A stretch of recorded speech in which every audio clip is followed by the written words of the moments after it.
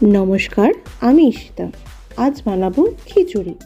সবজিপাতি ভাজা কষার ঝামেলা ঝঞ্ঝাট ছাড়া একটা খিচুড়ি। তার জন্য আমাদের লাগবে গোবিন্দভোগ চাল, সোনামুগ ডাল এবং আপনাদের পছন্দ মতো সবজি।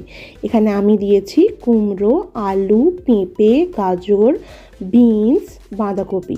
আপনারা ফুলকপি দিতে পারেন, আপনারা পটল দিতে পারেন, আপনাদের যা ইচ্ছা।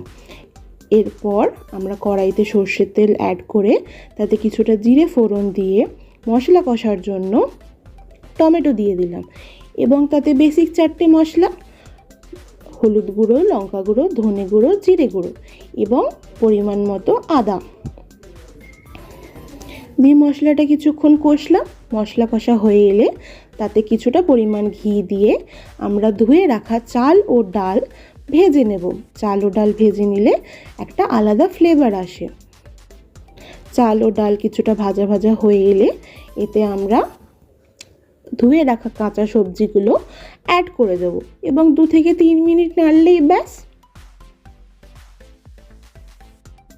পরিমাণ মতো জল এবং নুন দিয়ে ফুটতে দেব। কিছুক্ষণ পর জল শুকিয়ে এলে আমরা চেক করব আমাদের চাল ও ডাল সেদ্ধ হয়েছে কিনা। সেদ্ধ না হলে আবার পরিমাণ মতো জল, নুন, চিনি দিয়ে ফুটতে দেব এবং লাস্টে ঘি ও গরম মশলা দিয়ে গরম গরম ঝঞ্ঝাট মুক্ত খিচুড়ি পরিবেশন করুন। ধন্যবাদ।